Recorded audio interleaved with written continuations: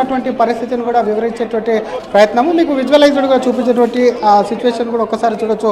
పోలీసులు ఇప్పటికే రోప్ బ్యాచ్తో కూడా రోప్తో కోర్టు ఆవరణ లోపలికి ఎవరు వెళ్లకుండా కూడా పూర్తిగా తమ ఆధీనంలోకి అయితే తీసుకున్నారు. గేట్ నుంచి లోపలికి ఎవరు వెళ్ళినా క్షుణ్ణంగా వాళ్ళను పరిశీలించే లోపలికి వెళ్తున్నారు. ఎందుకంటే ఐకాన్ స్టార్ అల్లు అర్జున్కి సంబంధించినటువంటి కోర్టు హియరింగ్ కోర్టు లోపల నాంపల్లి కోర్టు లోపల జరుగుతుంది కాబట్టి అక్కడికి వెళ్ళి ఫ్యాన్స్ కానివ్వండి ఇతర వ్యక్తులు ఎవరికి కూడా లోపలికి వెళ్లకుండాటువంటి సిచ్యువేషన్ బందోబస్తు అటువంటి సిచ్యువేషన్ కంట్రోల్ చేసేందుకు పోలీసులు ముందస్తు కూడా భారీగానే మోహరించారు చెప్పొచ్చు. ఈ కోర్టు బయట ఉన్నటువంటి విజువల్స్ కనిపిస్తే కోర్టు లోపల కూడా ఎస్ఓటి పోలీసులు కూడా ఒకవైపు అక్కడ ఉన్నటువంటి చేతి కర్రలతో కూడా ఇక్కడ నిలబడ్డారు. ఇందాక కూడా విజువల్లో కూడా విజువల్లో కూడా స్పష్టం చేసేటువంటి ప్రయత్నం చేశారు. ఇప్పటికీ అల్లు అర్జున్ లోపలికి వెళ్ళారు. అల్లు అర్జున్ కుటుంబ సభ్యులు ఆ పుష్ప 2కి సంబంధించినటువంటి నిర్మాతలు కూడా లోపలికి వెళ్ళారు. కాబట్టి ప్రస్తుతం జడ్జి ముందల వాదోపవాదాలు జరుగుతున్నాయి. ఎటువంటి అక్కడ కౌంటర్స్ జరుగుతాయి, అసలు ఆర్గ్యుమెంట్స్ జరుగుతుంటాయి, అటువంటి ఏ విధమైనటువంటి తీర్పు ఇస్తారన్న దానిపై కూడా ఆసక్తి నెలకొంది. మరొక పక్క ఇటు కూడా చూసుకోవచ్చు. కోర్టుకు సంబంధించినటువంటి మరొక పక్క కోర్టుకు 2 గేట్లు అంటే నాంపల్లికి సంబంధించిన కోర్టుకు 2 గేట్లు ఉన్నాయి. కాబట్టి ఈ కోర్టు గేటుకు ఇందాక మొదటగా చూపించినటువంటి గేట్ ఏదైతే ఉందో అందులో నుంచి లోపలికి తీసుకెళ్లారు. ఇక్కడ నుంచో బయటకు వస్తారని ఇక్కడైతే భారీగా నేర్చారు. ఆ గేటుకు సంబంధించి మాత్రం పూర్తి స్థాయిలో గేటును క్లోజ్ చేసి కూడా పోలీసులు తమ ఆధీనంలోకి తీసుకున్నటువంటి సిచ్యువేషన్ ఉంది. ముందస్తుగా ఒకవైపు ఇక్కడ వెనక్కి కూడా చూసుకోవచ్చు. ఈ గేట్ నుంచి ఒకవేళ వస్తే ఇక్కడ నుంచి ఇక్కడికి అల్లు అర్జున్ కూడా తరలించేందుకు కూడా ఒకవైపు పోలీసు వాహనాలను కూడా సిద్ధం చేసి కూడా పోలీసులు ముందస్తు పెట్టారు. లోపల కూడా కొన్ని వాహనాలు ఉన్నాయి. అందులో అల్లు అర్జున్ ఎక్కిస్తే మాత్రం పోలీసులకు సంబంధించి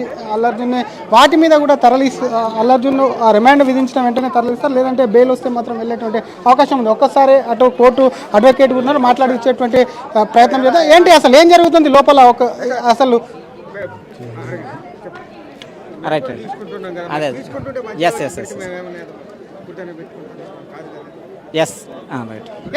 అసలు ఒక్కసారి ఏం జరుగుతుంది అసలు లోపల ఒక మాటలు చెప్పండి సార్. ఇప్పుడు అక్యూజ్ తరపు ఎవరైతే అడ్వకేట్ ఉన్నారో వాళ్ళ యొక్క వాదనలు వినిపిస్తూ ఉన్నారు. అల్లు అర్జున్ గారిని రిమాండ్ కోసమని కోర్టుకి తీసుకురావడం జరిగింది.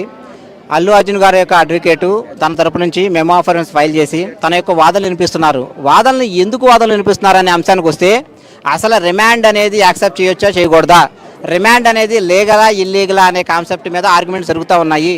అది ఎలా డిసైడ్ చేస్తారు అని అంటే సెక్షన్స్ ఎఫ్ఐఆర్ ఎవరైనా కంప్లైంట్ ఇచ్చినప్పుడు దాని మీద ఎఫ్ఐఆర్ చేయడం జరుగుతుంది. కంప్లైంట్ ప్రకారం సెక్షన్స్ పెట్టాలి. కానీ ఈ కేసులో కంప్లైంట్ ప్రకారం సెక్షన్స్ అప్లికబిలిటీ లేదు. దీంట్లో కామన్ ఇంటెన్షన్ కానీ నాలెడ్జ్ కానీ లేదు. అల్లు అర్జున్కి ఏదైతే ఉన్నారో అల్లు అర్జున్కి ఈ కేసులో నాలెడ్జ్ లేదు కాబట్టి ఈ సెక్షన్స్ అప్లికబిలిటీ కాదు అనే వాదనలు జరుగుతూ ఉన్నాయి. అదేవిధంగా పబ్లిక్ ప్రాసిక్యూటర్ గారు కూడా వారి యొక్క వాదన వినిపిస్తూ ఉన్నారు. లేదు is having a knowledge about this incident జరిగిద్ది, పబ్లిక్ వస్తారు, క్రౌడ్ వచ్చింది అంతా తెలుసు కాబట్టి ఈయనకి రిమాండ్ విధించాల్సిన విషయం ఉంటే ఆర్గ్యుమెంట్స్ జరుగుతూ ఉన్నాయి.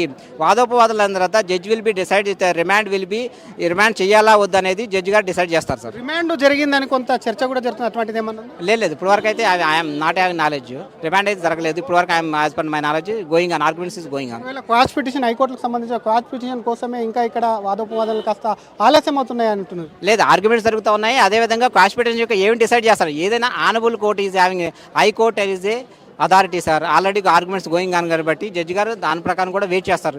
ఒక హాఫ్ అన్ అవర్లో 20 మినిట్స్లో హైకోర్టు విల్ బి డిసైడ్. దాని ప్రకారం కూడా ఈ జడ్జి విల్ బి డిసైడ్. ఒకవేళ రిమాండ్ విధించిన వెంటనే బెయిల్ ప్రకటించే అవకాశం ఏమన్నా? This court is having authority to grant bail to the accused. Only this remand judicial magistrate, chief judicial magistrate only ఈ జడ్జి గారికి అధికారం ఏంటంటే రిమాండ్ ఇవ్వడానికి అధికారం ఉంది. కానీ ఈ సెక్షన్ ప్రకారం ఈ జడ్జి గారు వాళ్ళ యొక్క బెయిల్ ఇవ్వడానికి లేదు. Only session judge is having a right to grant bail. అదే సెషన్ కోర్టులో వేసుకోవాలి. అది ప్రొసీజర్ ఉండేది కాబట్టి మినిమం 1 వీక్ అయినా పడుతుంది దానికి బెయిల్ ప్రాసెస్కి.